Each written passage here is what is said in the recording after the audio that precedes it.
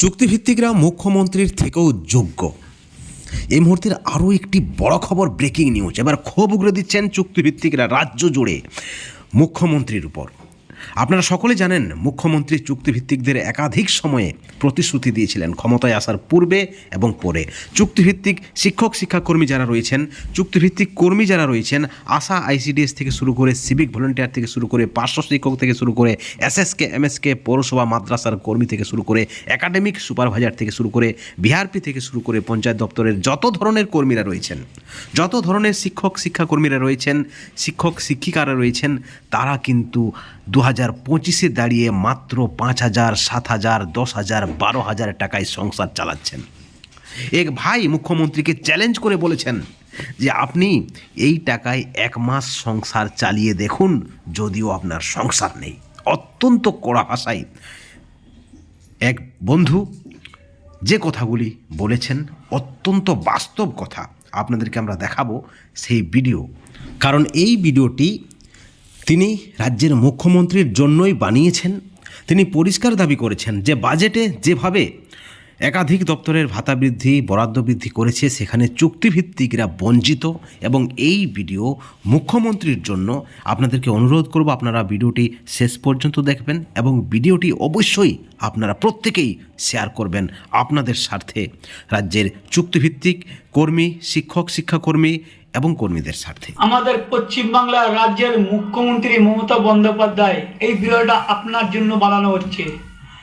এই কদিন আগে বাজেট ঘোষণা হলো, কিন্তু তার মধ্যেও কম থেকে গেল একটাই জিনিস, সেটা হচ্ছে সরকারি চুক্তিভিত্তিক আন্ডারটেকিং যত রকম কর্মস্থায় ছেলে এবং মেয়ে উভয় পক্ষে কাজ করে, তাদের বেতন এই বাজার দ্রব্য মূল্য হিসেবে এখনও 7,000, 8,000, 9,000, 10,000 টাকায় কাজ করছে। সেদিকে আপনি নজর দেননি। যে বেতনটা এই সাধারণ ভাই বোন মা বোনরা পায়, সেই বেতনের মধ্যে ওপেন চ্যালেঞ্জ করছি, আপনি 1 মাস সংসার চালিয়ে দেখুন। যদি মনে করেন যে হ্যাঁ এই টাকার মধ্যে সংসার চালানো যায় এবং ছেলে মেয়ের পড়ালেখা শেখানো। মুখ্যমন্ত্রীকে সরাসরি চ্যালেঞ্জ, এই টাকায় আপনি সংসার চালিয়ে দেখুন। একজন চুক্তিভিত্তিক শিক্ষক শিক্ষাকর্মী বা কর্মী, সেখানে মা বোনরা রয়েছে, তাদের সংসার রয়েছে। একটি সংসার মানে 4 থেকে 5 থেকে 6 জনের সংসার। সেখানে কি করে একজন মুখ্যমন্ত্রী বলেন যে সকলের উন্নতি, মা মাটি মানুষের সরকার, পিছিয়ে পড়াদের জন্য সরকার কাজ করে, সরকার পিছিয়ে পড়াদের এগিয়ে নিয়ে যেতে চাই, সকলের উন্নয়ন চাই। সেখানে চুক্তিভিত্তিকরা কি এর আওতায় পড়ে না? তারা কি রাজ্যের বাইরে? তারা কি মঙ্গল গ্রহের বাসিন্দা? ঠিক একইভাবে ভালো কথা বলেছেন, অত্যন্ত ন্যায্য কথা বলেছেন চুক্তিভিত্তিক পার্শ্ব শিক্ষক সংগঠনের নেতৃত্ব শামীম আক্তার মহাশয়। তিনি বলেছেন তারা তাদের মূল্যবান সময়টা রাষ্ট্রকে দিয়েছে, শিক্ষাদানের কাজে তারা সময়টাকে ব্যয় করেছেন, কিন্তু রাষ্ট্র তাদেরকে বিশ্বাসঘাতকতা করছে, তাদেরকে ধোঁকা দিচ্ছে।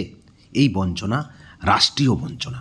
আমরা আগের ভিডিওতে আপনাদেরকে দেখেছি, জানিয়েছি যে মাননীয় শামীম আক্তার মহাশয় কি দাবি করেছেন, তিনি কিভাবে ক্ষোভ উগরে দিয়েছেন সরকারের বিরুদ্ধে।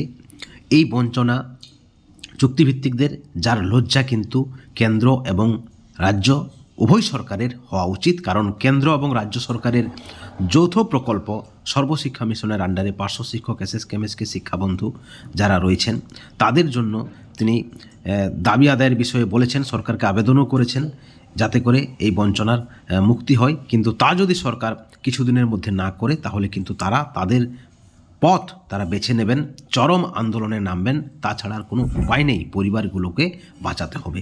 ঠিক অপর দিকে যদি আপনারা দেখেন, সিভিক ভলেন্টিয়ার থেকে শুরু করে আশা আইসিডিএস কর্মী থেকে শুরু করে পঞ্চায়েত কর্মী থেকে শুরু করে সকলেই কিন্তু ঠিক একই দাবি রাখছেন। তাদের একটাই দাবি, ন্যূনতম দাবি, পর্যাপ্ত পরিমাণে বেতন বা ভাতা বৃদ্ধি করা হোক।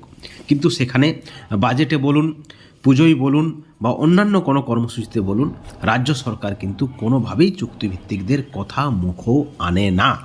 আপনারা দেখেছেন বিভিন্ন সময়ে শিক্ষামন্ত্রী থেকে শুরু করে মুখ্যমন্ত্রী থেকে শুরু করে তৃণমূলের বিভিন্ন যারা হেভিওয়েট নেতা নেত্রী রয়েছেন তারা চুক্তিভিত্তিকদের ঘৃণা করেন। আমরাই আপনাদেরকে বিভিন্ন ভিডিওতে বিশেষ করে পার্ট টাইম শিক্ষক যারা রয়েছেন, যারা কমিটির মাধ্যমে নিয়োগ ম্যানেজমেন্ট কমিটির মাধ্যমে তারা তাদের যে কর্মসূচি ছিল রাজ্য জুড়ে বিভিন্ন তৃণমূলের এমএলএ এমপি বরিষ্ঠ সাংসদ হেভিওয়েট নেতৃত্বদের কাছে, প্রাক্তন মন্ত্রীদের কাছে, শিক্ষামন্ত্রীর কাছে, মুখ্যমন্ত্রীর দপ্তরে তাদের যে কর্মসূচি ছিল দীর্ঘদিন ধরে, তারা সেই কর্মসূচি অনুযায়ী তাদের বঞ্চনা, তাদের আর্থিক কষ্টের কথা লিখিতভাবে এবং মৌখিকভাবেও সরকারের বিভিন্ন জনপ্রতিনিধি এবং দপ্তরে গিয়ে তা তুলে ধরার চেষ্টা করেন এবং তাদের যে দাবি অন্তত তাদেরকে স্থায়ীকরণ করতে হবে এবং তাদের বেতন বা ভাতা বৃদ্ধি করতে হবে, এই দাবিটা নিয়ে যখনই তারা তৃণমূলের নেতামন্ত্রীদের কাছে গিয়েছেন, বেশিরভাগ নেতামন্ত্রী তাদেরকে অস্বীকার করেছেন, তাদেরকে এক কথায় তাড়িয়ে দিয়েছেন বলতে পারেন। কিন্তু তার মধ্যেও ভালো নেতৃত্ব রয়েছেন, তারা কথা দিয়েছেন, তারা আশ্বাস দিয়েছেন, প্রতিশ্রুতি দিয়েছেন এবং সেই মতো তাদের দাবিটা এই মুহূর্তে নবান্নে গেছে। কিন্তু দাবি পূরণ কবে হবে সেই বিষয়ে কোনো এখনও নিশ্চয়তা নেই। অর্থাৎ সরকার চুক্তিভিত্তিকদের ভালো চোখে দেখে না, এই বিষয়টা কিন্তু একেবারে পরিষ্কার। মাননীয় শামীম আখতার মহাশয় অতি বাস্তব একটা কথা বলেছে। সরকারপন্থীরা বলেন যে যেহেতু একাধিক মামলা রয়েছে চুক্তিভিত্তিকদের, পার্শ্ব শিক্ষকদের, এসএসকেএমএসকেদের, তার জন্যই নাকি সরকার তাদের ভাতা বৃদ্ধি করে না। কিন্তু বাকি দপ্তরের কি হচ্ছে? সিভিকদের ক্ষেত্রে কি? আশা আইসিডিএসদের ক্ষেত্রে কি? যদি বা ধরে নিলাম তাদের ক্ষেত্রেও মামলা হয়েছে, কিন্তু ডিএতেও তো মামলা হয়েছে। ডিএ আন্দোলন চলছে, আপনারা জানেন। ডিএ নিয়ে বকেয়া ডিএ মেটাতে হবে, কেন্দ্রীয় হারে ডিএ দিতে হবে। আন্দোলনে এখনও রয়েছেন সরকারি কর্মচারীদের একাংশ, তা সত্ত্বেও বছরে দুবার ডিএ বৃদ্ধি হচ্ছে, সেটাও বিচার্য বিষয়।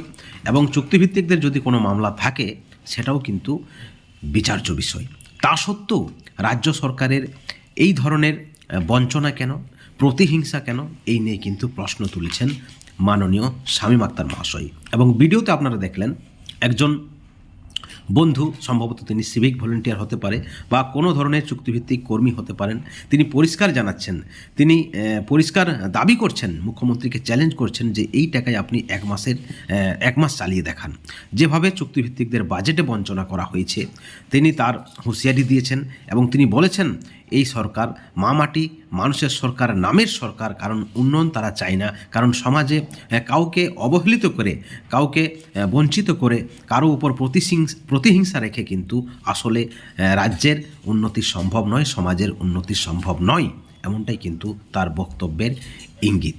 বন্ধুগণ, এই ভিডিওর পরিপ্রেক্ষিতে আপনাদের মতামত, আপনাদের প্রতিক্রিয়া অবশ্যই আপনারা চ্যানেলের কমেন্ট সেকশনে কমেন্ট করে জানাবেন এবং এই ভিডিওটি আপনাদেরকে অনুরোধ করব আপনারা শেয়ার করবেন, যাতে করে নবান্নে গিয়ে পৌঁছাই এই ভিডিওটি, সরাসরি মুখ্যমন্ত্রীর কাছে গিয়ে পৌঁছাই এই ভিডিওটি। সকলে ভালো থাকবেন, সুস্থ থাকবেন। Thank you so much.